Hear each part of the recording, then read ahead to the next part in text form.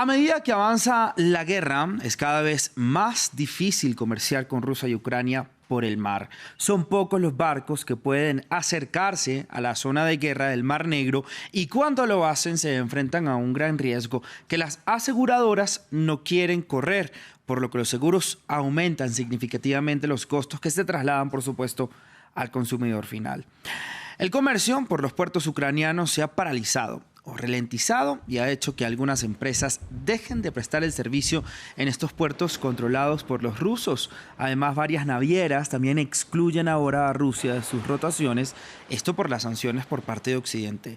El tráfico del Mar Negro representa el 1% aproximadamente del comercio mundial en contenedores, lo que no es mucho, pero para los socios de Ucrania y Rusia el impacto es enorme. Y por ello entonces saludamos en este momento a Jordi Espín Balbona, él es director de Relaciones Estratégicas en el European Shipper Council. Gracias, Jordi, por estar con nosotros en Directo América de France 24.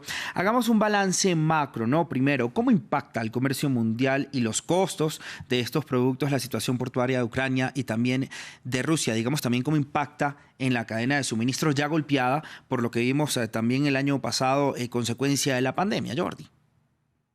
Buenos días, gracias por invitarme. Bueno, lo importante aquí está en que, aunque lo que ustedes comentaban hace un momento, que la implicación en el comercio internacional del tráfico con Rusia y con Ucrania tiene el impacto que tiene, esto es en cuanto a datos económicos, pero en cuanto a datos operacionales de volumen, puede llegar al 3-4%, que tampoco es mucho, pero sí que tiene impactos diferentes en cuanto a las operaciones que afectan a los barcos que circulan. Es decir, el Mar Negro está cerrado y por lo tanto puede aislarse, pero lo que sí que es importante tener en cuenta no es tanto el aislamiento que puede sufrir Rusia en cuanto al comercio internacional, y hablamos solamente del comercio internacional, sino del efecto que genera en otros puntos del transporte internacional, como por ejemplo que los barcos que sean de bandera rusa, de nacionalidad rusa, no pueden atracar en ningún puerto occidental.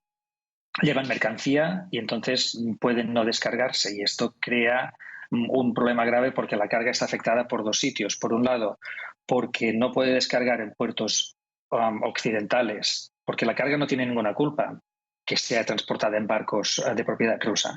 Y por otro lado también porque los productos que irían a Rusia tampoco pueden ser pagados por la devaluación del rublo. Por lo tanto, estos dos efectos causan una disrupción en cuanto a la disponibilidad de contenedores.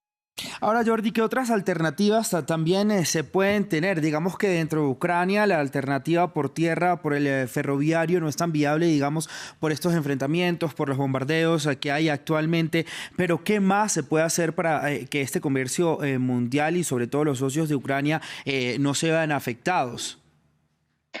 Bueno, realmente poco se puede hacer. Incluso los tráficos que estaban saliendo debido a la congestión portuaria, congestión marítima en los tráficos internacionales entre Europa y Asia, que había un tren que en 2021 la línea ferroviaria llegó a transportar alrededor de un millón y medio de contenedores. Evidentemente esto se ha interrumpido. Y lo que están haciendo es exportaciones vía Europa y, evidentemente, que circule el producto por otros sitios, pero hay poco a hacer. Es decir, el aislamiento al que se está sometiendo Rusia es severo y la afectación operacional es extrema. Es decir, los puertos no pueden operar, las mercancías no pueden circular, Rusia no puede pagar las transacciones internacionales y Ucrania está siendo atacada. Por lo tanto, las mercancías no circulan y esto es un problema porque la mercancía no tiene ninguna culpa. La mercancía, cuando circula por los circuitos de transporte internacional, genera riqueza por donde pasa. La mercancía es necesaria. Tenemos que pensar que la mercancía no solamente son cosas industriales, también son bienes para las personas, medicamentos, alimentos, y no está circulando. Y este es un grave problema. No hay otra metodología si no se habilitan corredores para que la mercancía circule. Hablábamos de corredores humanitarios. También necesitamos corredores para que la mercancía circule, porque para que la mercancía circule tiene que haber personas que la transporten y, por lo tanto, estas personas tienen que estar seguras que podrán transportar el producto sin ser atacadas. Y esto es un problema que ahora mismo no se está garantizando. Claro. Ahora, Jordi, ¿qué se espera a mediano plazo? Digamos que si se puede seguir así por más tiempo sin que se genere un colapso económico en materia también del comercio marítimo del que estamos hablando. Bueno, el comercio marítimo no va a colapsar porque siempre encuentra soluciones. Realmente la afectación que hay ahora mismo con el tráfico de Rusia es poca, pero sí que hay un problema grave en cuanto a las tripulaciones. Por ejemplo, las tripulaciones tenemos que pensar que entre un 10 y un 14% de las tripulaciones mundiales son gente de nacionalidad rusa y ucraniana. Esta gente, debido al conflicto bélico y al cierre del SWIFT y del sistema bancario a Rusia, no están cobrando sus sueldos. Entonces es un problema que no pueden garantizar, no pueden continuar trabajando porque no tienen sueldo. Y entonces esto también afecta a lo que está ocurriendo con los trabajadores, y lo que decía antes, los barcos que son de origen ruso, Sí. que no tienen un conflicto directo con el conflicto entre Rusia y Ucrania, ¿no? Ahora, Jordi, ya también por último, para terminar ya nuestra conversación, quiero preguntarle el impacto que ha tenido esta situación en los otros puertos. Digamos, ha generado atascos en los otros puertos del mundo, pues cuando la gente pues intenta llegar a atracar en otros puertos porque están cerrados estos de Ucrania y los de Rusia pues están con sanciones. Sí, realmente esto ha causado, hemos detectado desde que empezó el conflicto bélico en Rusia y Ucrania, ha habido un aumento de la congestión en los puertos europeos de alrededor de un 36% o un 40% de espera, más elevado del que había anteriormente. ¿Por qué? Porque las navieras han alterado sus escalas, han saltado puertos rusos, han cambiado también la composición de sus barcos en cuanto a contenedores que iban o llegaban de Rusia o llevaban productos rusos, y por lo tanto esto ha generado imprevisibilidad.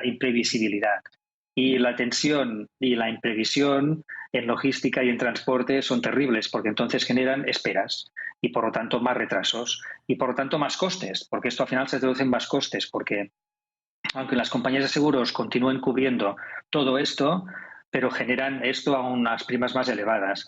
Y las compañías marítimas, para poder operar y continuar operando, aunque sea con más retrasos, esto genera un coste más elevado y por lo tanto genera que el coste final que acaba pagando el consumidor por el producto siendo transportado será más caro, porque las compañías marítimas generan unos recargos de riesgo de guerra y de cambio de rutas y de cambio y salto de escalas.